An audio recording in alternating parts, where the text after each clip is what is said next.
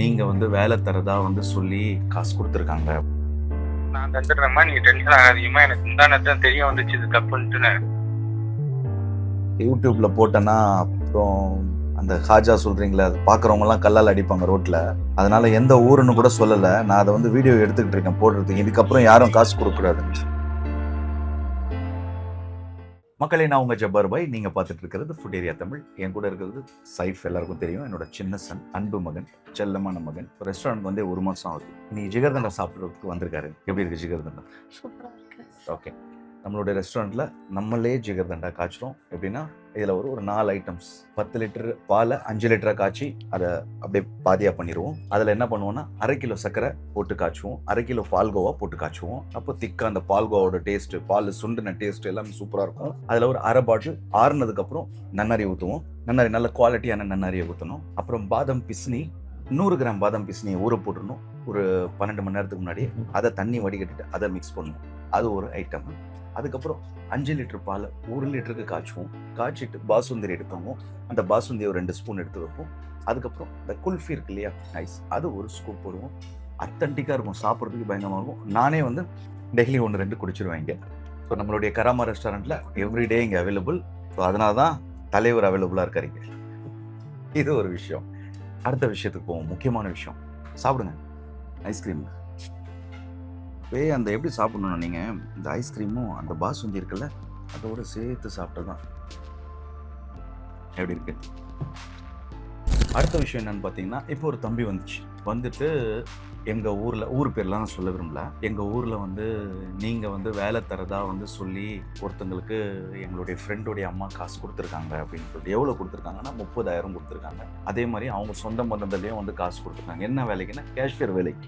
ஏன்னா இங்கே லைனாக டே டு டேவும் நெஸ்ட்டோ தானே வச்சு நடத்திட்டு இருக்கோம். கேஷியர் வச்சு நடத்திட்டு இருக்கிறதுக்கு ஒரு லெட்டர் ஹெட் ரெடி பண்ணி அதில் என்னோட லோகோ போட்டு, அது எப்படி தான் மனசு வருதுன்னு தெரியல. பேர் வந்து ஊர் சொல்ல விரும்பல. ஏன்னா ஊர் சொன்னா ஊர்ல இருக்கிறது யாராவது ஒரு ஊருக்கு ஒரு ஃப்ராடு தான் இருப்பாங்க, சின்ன சின்ன கிராமங்களா இருந்தா. ஸோ அவர் பேர், அவர் என்ன பண்ணியிருக்காருன்னா, கஷ்டப்படுற குடும்பத்துல இருந்து 30,000 கொடுங்க, ஜப்பார் பாய் வந்து நான் அங்கே தான் வேலை செஞ்சேன் அப்படின்னு சொல்லிட்டு ஆஃபர் லெட்டர் வந்து பாருங்க இருக்குன்னு சொல்லிட்டு அவரே ரெடி பண்ணி சைனை போட்டு அவங்க கிட்ட கொடுத்து 30,000 அவங்க வந்து கூகுள் பேல வந்து டிரான்ஸ்ஃபர் பண்ணியிருக்காங்க தமிழ்நாட்டில் இருந்து. அதுக்கப்புறம் 1 மாதம் 2 மாசமா இழுத்து அடிச்சிருக்காரு. அவர் இழுத்து அடிச்சதுனால சொல்லியிருக்காங்க, என்ன இந்த மாதிரி இழுத்து அடிக்கிறீங்களே அப்படின்னா, அப்போ ஒன்று பண்ணுங்க, நீங்கள் இன்னொரு 50,000 கொடுங்க, இங்கே இப்போ அவைலபிள் இல்லைன்னு சொல்லிட்டாரு ஜப்பார் பாய்.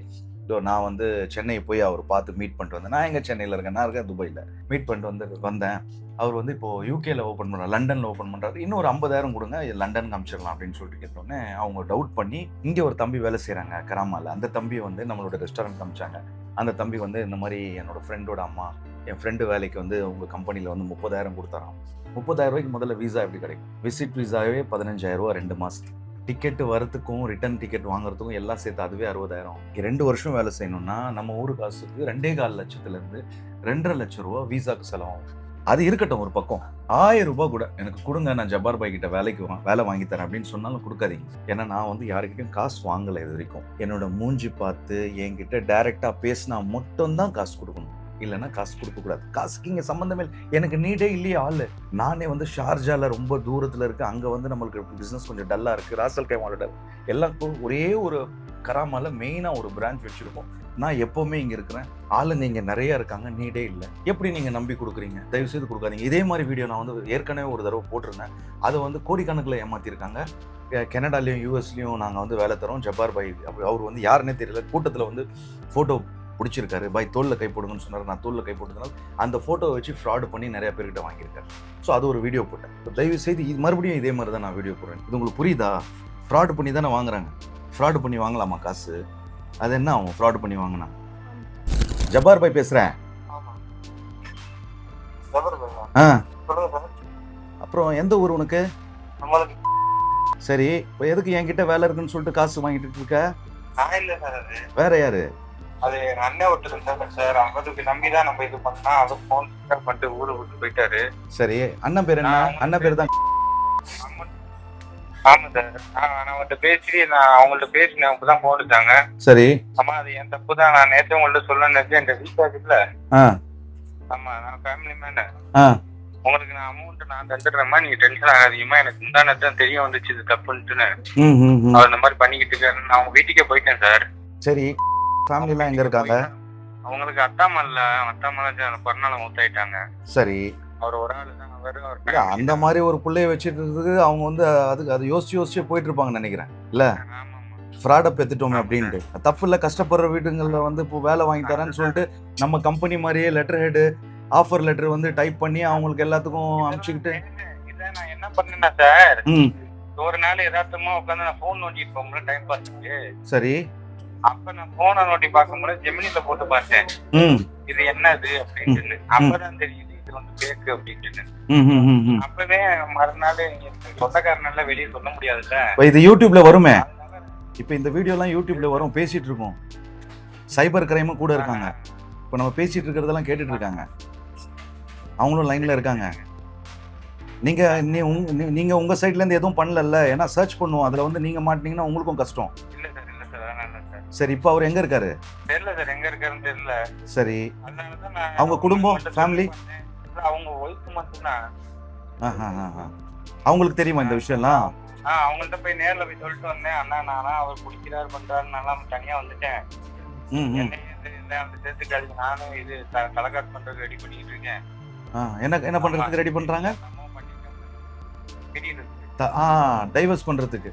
சரி, அவங்க நம்பர் எனக்கு அனுப்பிச்சு விடுங்க. உங்க பேர் என்ன சொன்னீங்க? உங்க பேர் என்ன சொன்னீங்க? அவங்க ஒய்ஃப் நம்பர் அனுப்பிச்சு விடுங்க. இந்த மொபைல் எல்லாம் அப்படியே சொல்றீங்களா? நோட் பண்ணிக்கிறேன். இப்போ அவங்க நம்பரை நோட் பண்ணிக்கிட்டேன் நான். நீங்கள் கால் கட் பண்ணிவிடுங்க. ஏதாவது தேவைன்னா உங்களுக்கு கூப்பிட்றேன், நீங்கள் ஃபோன் மட்டும் எடுங்க. சரியா? ஓகே. எனக்கு வந்து உங்கள் நம்பரை தான் கொடுத்தாங்க. யார் பணம் கொடுத்தாங்களோ அவங்க இங்கே வந்தாங்க, உங்களுடைய நம்பரை கொடுத்தாங்க. அதனால் பேசினேன். ஒன்றும் பிரச்சனை இல்லை, நான் பேசுகிறேன் உங்ககிட்ட. ஓகே, நான் அவங்க ஒய்ஃப் கிட்ட பேசுகிறேன் இப்போ. சரி, பார்த்தீங்களா? இப்போ அவருக்கு கால் பண்ணோம். இல்லைங்க, அவர் எங்களுடைய அண்ணனோ ஃப்ரெண்டோ ஏதோ சொல்கிறாரு. அவர் ஓடிட்டாராம், சுவிட்ச் ஆஃப் பண்ணிவிட்டு. அவங்க ஒய்ஃப் அவங்கள டிவைஸ் பண்ண போகிறாங்களாம். அவங்க ஒய்ஃபோட நம்பர் வாங்கிட்டேன், ட்ரை பண்ணால் அவங்களுக்கு கிடைக்கல. ஸோ இந்த மாதிரி வந்து எப்படி கொடுக்கலாம் காசு? கொடுக்கறது எந்த உலகத்தில் இருக்கீங்க? உலகம் எங்கேயோ போயிட்டு இருக்கு. காசு வாங்கித்தரேன், வேலை வாங்கித்தரேன், அதை வாங்கித்தரேன், அதை பண்ணித்தரேன். முதல்ல காசு கேட்டாலே அது ஃப்ராடு தான். ஞாபகம் வச்சுக்கணும். அது யாராக வேணாலும் இருக்கும்.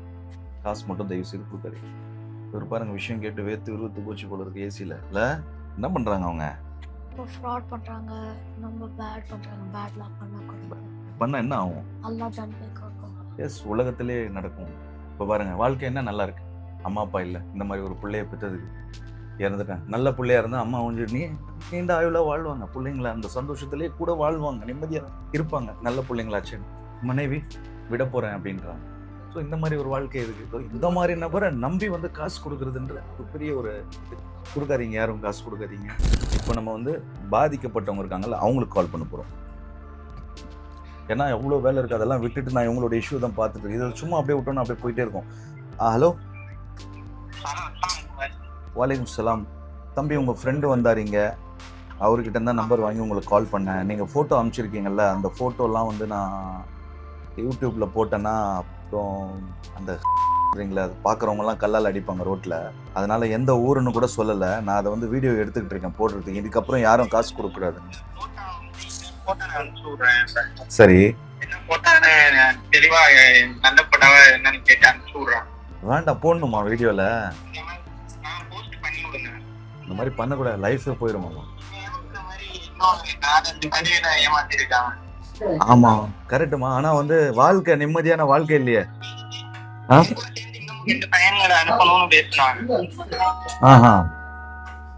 மொத்தம் எத்தனை பேர்கிட்ட காசு வாங்கினாரு அவரு?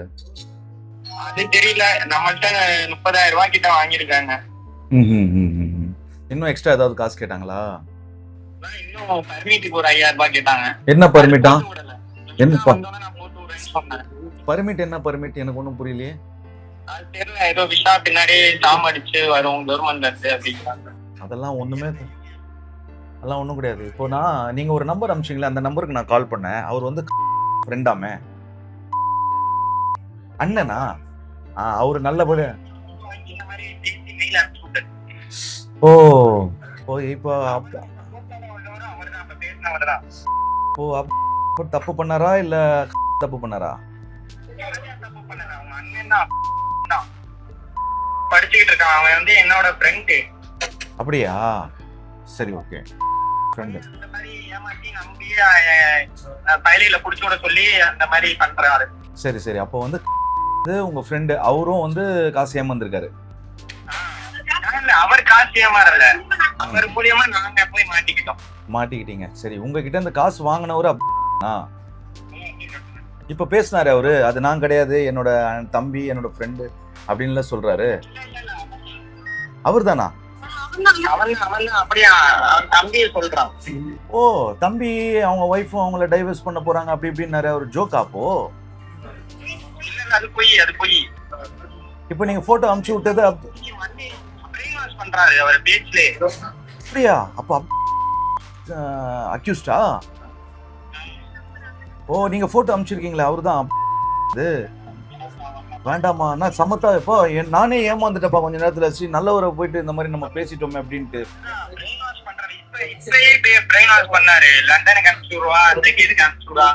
லண்டனுக்கு அனுப்பிச்சு ரூபா. எவ்வளவு காசு கேட்டாரு? அவரு ஏன் கிராமத்துல இருக்காராம் உப்புக்கல்ல வித்துக்கிட்டு, உங்களை எல்லாம் லண்டனுக்கு அனுப்பிச்சிட்டு மன்னார்சாமி அவரு. சரி, நான் வைங்க, நான் மறுபடியும் அவருக்கு போன் போடுறேன். ஓகே ஓகே, தெரியுமா? தெரியும். அதனால தானே நான் என் வேலை வட்டி எல்லாம் விட்டு பேசிட்டு இருக்கேன். நான்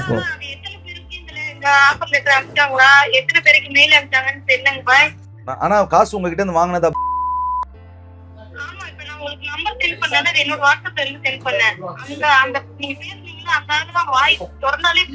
சரி சரி சரி சரி, நான் பேசுறேன். ஓகே ஓகே ஓகே, சென்ட் பண்ணி விடுறேன். கந்தர்வ். அப்போ சரி மக்களே, இப்ப பாத்துட்டு இருப்பீங்க. இது நான் வெளிநாட்டுக்கு அனுப்புறேன்னு சொல்லிட்டு காசு கேட்டா காசு கொடுக்காதீங்க.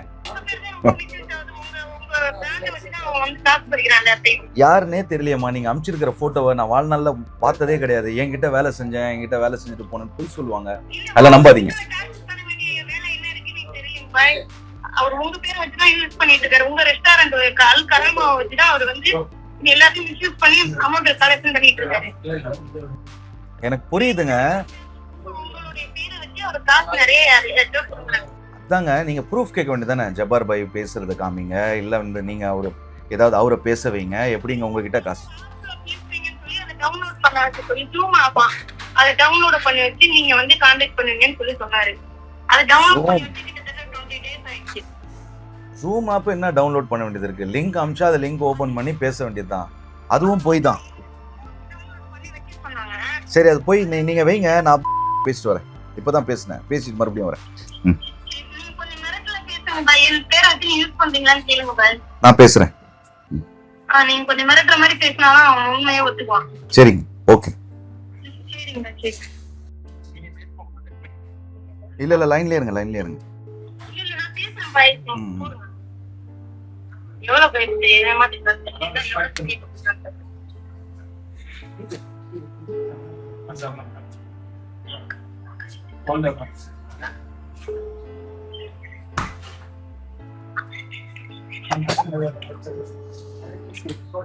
சைஃப் போர் அடிக்குதா? முத்தம் கொடுக்குதா?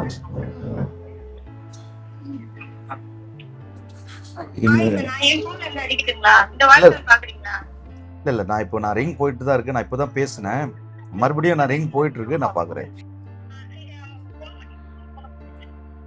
சைஃப் அனுப்பிச்சிட்டேன். நம்ம பேசுறது கேட்காதாங்க. வாழ்க்கையில் இந்த மாதிரி நிறைய விஷயங்கள் நடக்கும். கூலாக ஹேண்டில் பண்ணணும், டென்ஷன் ஆகக்கூடாது. அந்த மாதிரி பண்ணிட்டாங்களா ஒன்றும் கொந்தளிக்கக்கூடாது. கேஸ் ரிஃப்ளெக்ட் ஆகும், பிரச்சனை கொடுக்கும், ஒரு மாதிரி டிப்ரெஷனில் போயிடும். எவ்வளோ பெரிய பிரச்சனை வந்தாலும் கொஞ்சம் சால்வ்.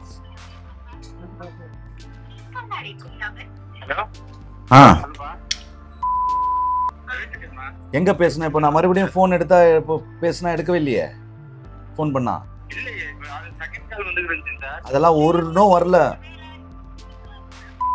நீ யாருன்னே எனக்கு தெரியாது. அப்புறம் நான் உன் ஃபோட்டோவை போட்டு வீடியோவில் போட்டு விட்டேன்னா ரோட்டில் எல்லாம் கல்லால் அடிப்பாங்க. சரியா? மரியாதையாக அவங்களுடைய பணத்தை திருப்பி கொடுத்துடணும். காசு 30,000 தான், பெரிய காசு இல்லை. ஓகே, அதை நான் கூட கொடுத்துட்டு போயிடும். ஆனால் கிடையாது. அப்படி என்னப்பா உனக்கு திமிரு? உனக்கு என் பேர் சொல்லி நீ காசு வாங்கிட்டு சுற்றிட்டு இருக்க. என்கிட்ட எப்போ நீ வேலை செஞ்ச? அவங்ககிட்ட அவங்க என்கிட்ட வேலை செஞ்சேன்னு சொன்னா நான் இவன் தண்ணி கொஞ்சம். சரி, எத்தனை பேர்கிட்டமா வாங்கியிருக்க காசு வேலை தரேன்னு? இவங்க கிட்ட மட்டும் தான் வாங்கினியா? நாங்க ஒரு மிடில் கிளாஸ் எவ்வளவு கஷ்டப்பட்டு அந்த பணத்தை ரெடி பண்ணி நாங்க உங்களுக்கு அனுப்பிச்சு விட்டா, 1 ரூபாய் சம்பாதிக்க எவ்வளவு கஷ்டப்படுறோம். என்னைய பார்த்தா உங்களுக்கு எப்படி தெரியுது தம்பி? சரி சரி, இப்போ கொஞ்ச நேரத்துல நீ என்ன ஏமாத்தினியப்பா. நான் கிடையாது, அது என்னோட தம்பி, என்னோட அண்ணன். அவன் போன் ஆஃப் பண்ணிட்டு ஊரை விட்டு போயிட்டான். அவன் பொண்டாட்டி டைவர்ஸ் பண்ண போது ஏன் வாயை திறந்தா போய் பேசுற? என்ன வாழ்க்கையே இருக்குதானா?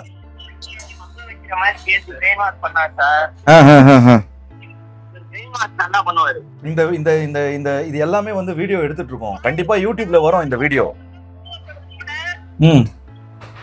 இவர் உங்க பேரை வச்சு நிறைய மிஸ்யூஸ் பண்ணிட்டு இருக்காருங்க. வேற என்ன பண்ணாரு? இவர் சொன்ன வார்த்தைக்கு நம்பிக்கை குழந்தை எடுத்தாரு பாய். உங்களை ஏமாத்தினா என் பிள்ளைய பாதிக்குன்னு சொன்னாரு பாய். அதனாலதான் பாய் நான் 1 மாசம் வெயிட் பண்ணேன் பாய். அடப்பாவி, எத்தனை பசங்க உனக்கு? ஒரே ஒரு குழந்தைதான், 7 மாசம் புள்ள. 7 மாசம் புள்ளைய நீ சத்தியம் போட்டு வாங்கி. சரி, என்ன பண்ண காசை?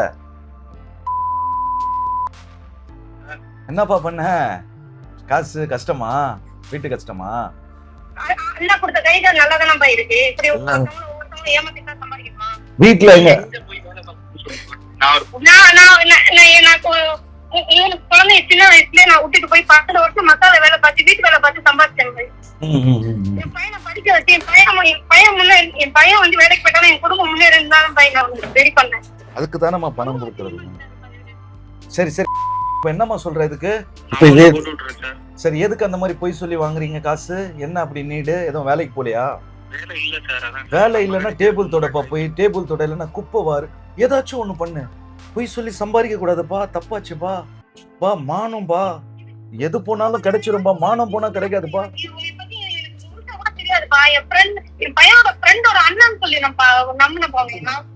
சரி சரி, எப்போ கொடுக்குற காசு?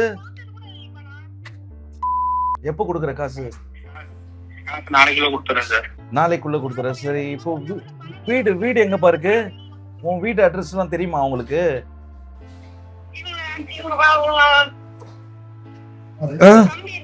தெரியுமா? வீடு தெரியுமா? சரி, ஓகே. வீட்டுல போய் அவங்க ஃபேமிலிக்கு முன்னாடி உட்காந்து பேசி, அவர் தான் நாளைக்கு கொடுக்குறேன்றாரு, நாளைக்கும் என்னவோன்னு சொல்லிட்டு போங்க. நேரா வீட்டுக்கு போய் பேசுங்க. இன்னொரு தடவை அதெல்லாம் விடுங்க, சின்ன குழந்தைலாம் இருக்குன்னு சொல்றேன், விடுங்க. இல்லம்மா, ஆமா, நான் என்ன சொல்றேன், ஓ சின்ன குழந்தை இருக்கு, சரியா, குடும்பம்னு ஒண்ணு இருக்கு, ஏமாத்திட்டாப்புல ஒரு சான்ஸ் கொடுங்க, போங்க. அந்த காசு அப்படியாப்பா? காசு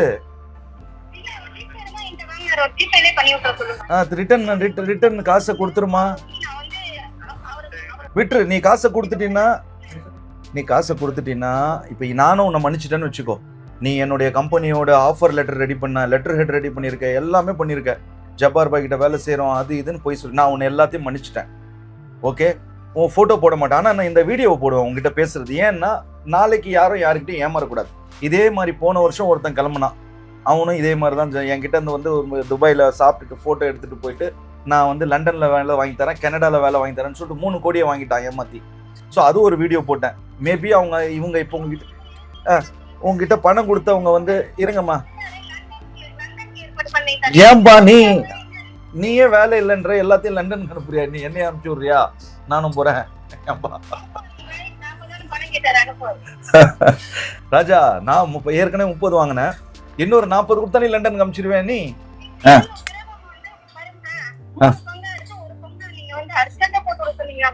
நான் அர்ஜென்டா போட்டு விட சொன்னேன். சரிதான், சரி, இல்ல கேட்டு விடுங்க. அதுக்கப்புறம் தெரிஞ்சு போச்சு, இதுக்கப்புறம் அவரை போட்டு வந்து பேசி அவமானப்படுத்த வேணாம். சரியா, காசு கொடுத்துருங்க. சரியா,